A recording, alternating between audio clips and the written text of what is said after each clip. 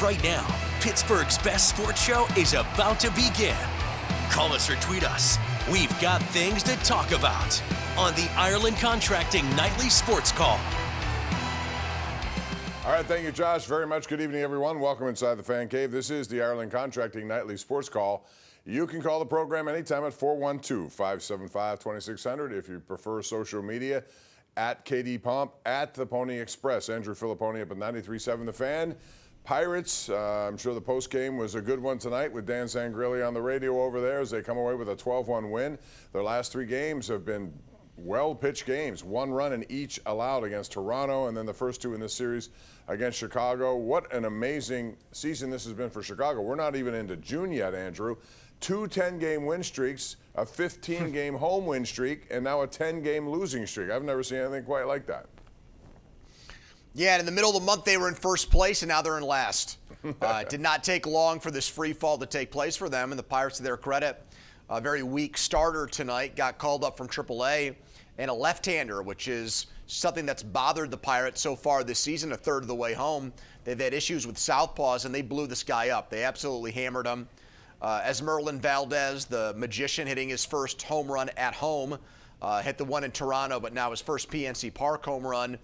And everybody pretty much got in on the action tonight. And you've got Jameson Taillon going for the Cubs tomorrow, who's given up the most homers in baseball this year, having a really tough year. And then you've got Skeens on Thursday. So a sweep against the Cubs, a four-game sweep, a rare one, is very much in sight right now for this team, Bob. I want to ask you about the leadoff hitter. I really have been a proponent of Connor Griffin getting there. I knew he eventually would. It took just a couple of months, but he's in that position because he has a pretty good eye. He gets on base. He steals bases. He has one of the top numbers on infield hits.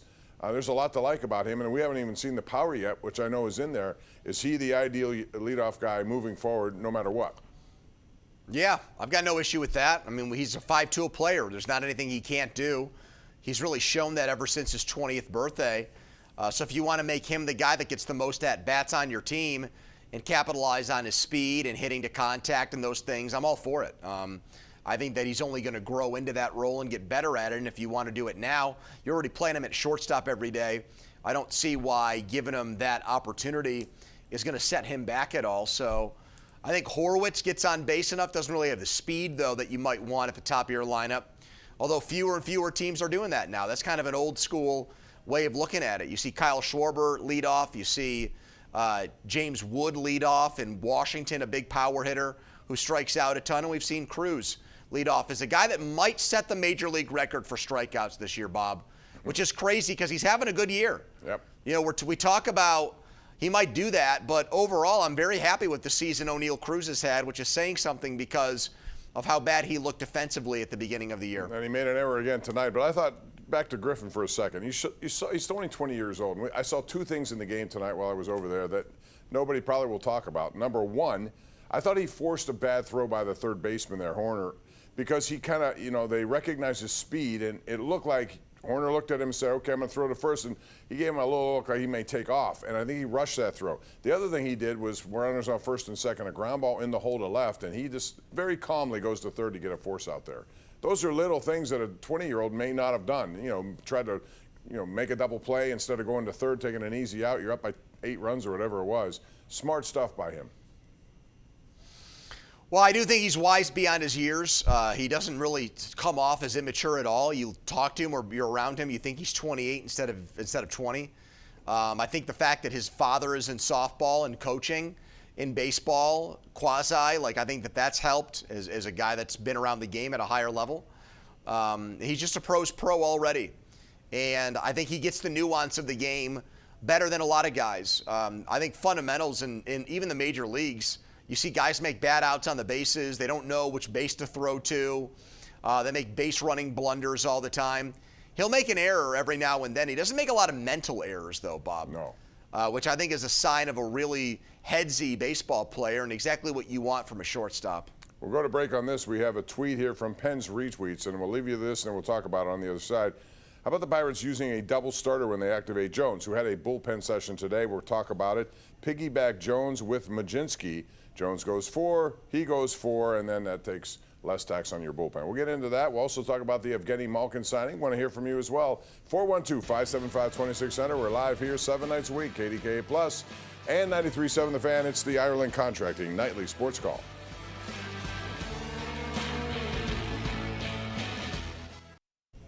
This is our Xfinity tweet of the night. The New York Knicks, if you watch the NBA, you know that for the first time in 27 years, they're heading back to the NBA championship, and Jalen Brunson is a big reason why.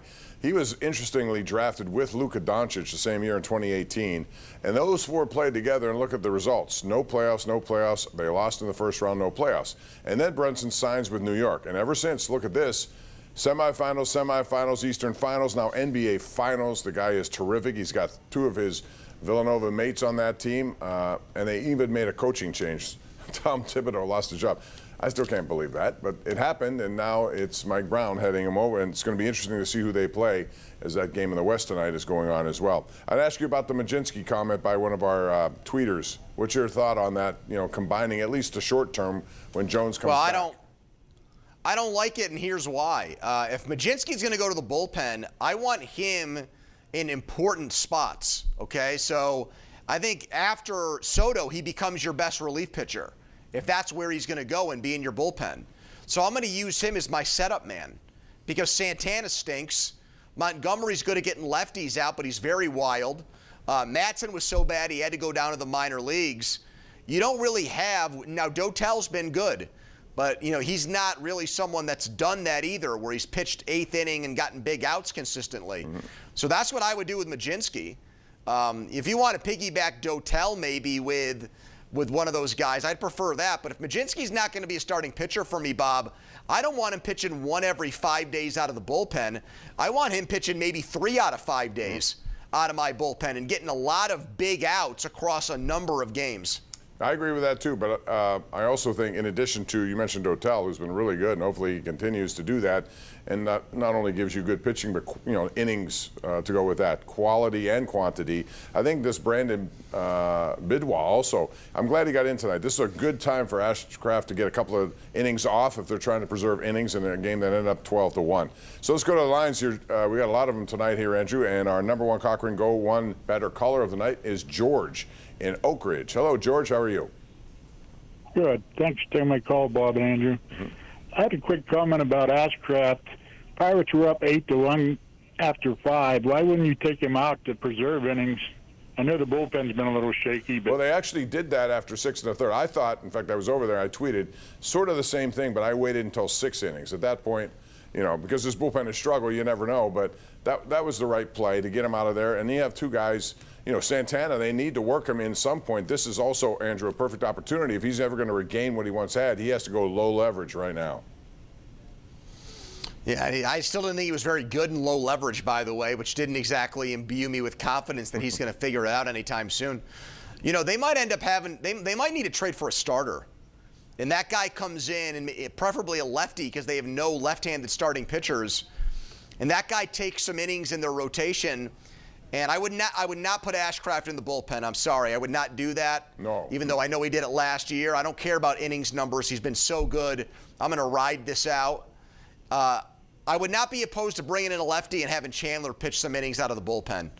I think he might be better suited for that when it's all said and done. A guy that comes in and just unloads for 35 pitches for 2 innings or an inning or whatever and just tries to completely punch guys out. Jared Jones might be better suited for that, honestly. But either way, they've got so many young arms. I think they're going to need somebody else to eat some innings up. And that's why, we've talked a lot about finding another reliever.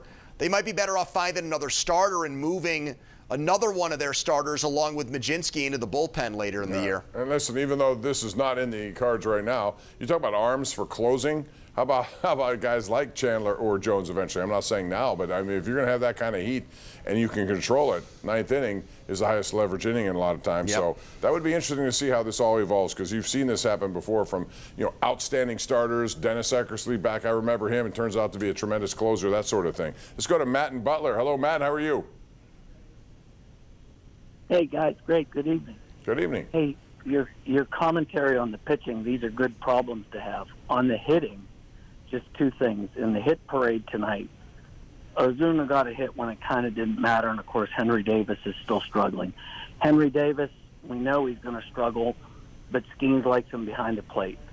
Ozuna, if you guys can figure out a way to get the brass to realize they made a $12 million mistake, and the mistake gets worse the longer they play him, I think they can make a run if they make it.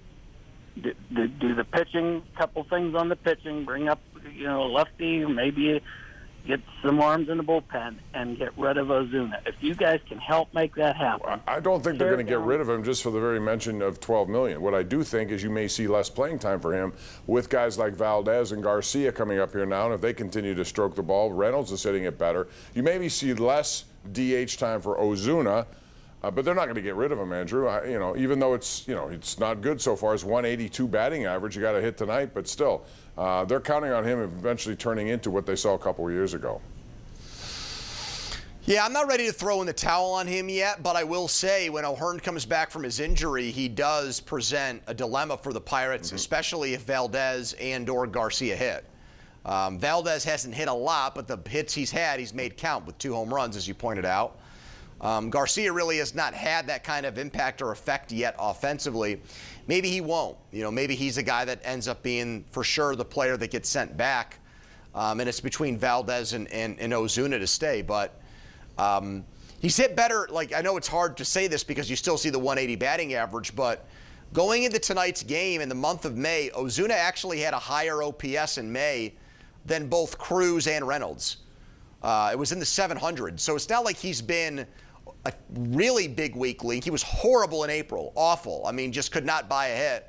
Still not good, but I still do think trending in the right direction overall, and somebody that I wouldn't want to give up on, because we saw last year with Tommy Pham, Bob, for as bad as he was for the first 2 months of the season, he ended up getting hot, and I think Ozuna's a much better hitter than he is, and it might still be in there somewhere. Yeah, and I agree with that. That's why I'm saying it's not going to make a move. You may limit his times at DH, in favor of other guys, but at the same time, they're not. Now, here's another scenario that could happen. If O'Hearn comes back, he hits, and then you have other guys hitting, and then Valdez or Garcia really shows that they belong. You can get to a point where, as long as Ozuna starts to show up, that at the trade deadline, there's always a team looking for somebody, some bat that can come in, and if you get him to take some of the money, you save. You can do stuff like that depending on how things go. But I'm not ready here at May, whatever's today, 26th. What is today? May what? I don't even know. 26th. 26th. Okay, I was right.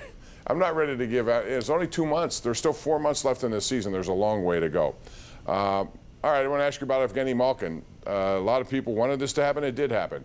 Well, not 2 years, but 1 year. A lot of incentives that could, bring that up to $8 to $9 million. But your thoughts on a 1 year, basically contract that's similar to last year, maybe $500,000 less in terms of the overall thing. It's a fair deal for both parties, in my opinion.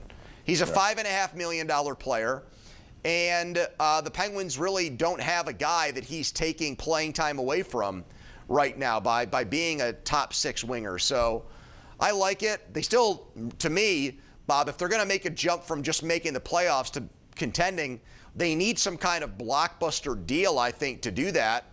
And I just wonder if Kyle Dubas has the willingness to part with young players, prospects, and picks to pull that off this offseason. Yeah, that's a good take, and I agree with it. If you're going to make anything to take this team to another level, that would be the way to do it, but you got to be willing to give, to get, and Malkin playing wing, that's a great thing. He's willing to do it, and it makes it easy because they, as Dubas has alluded to, nobody's pushing him really to take that job right now, although they hope eventually they find guys like that. We're going to take a break here, come back with more. You're watching the Ireland Contracting Nightly Sports Call. Again, I remind you, it's 7 nights a week, so we're always here, 10:35. Make a note of it. Call us at 412-575-2600.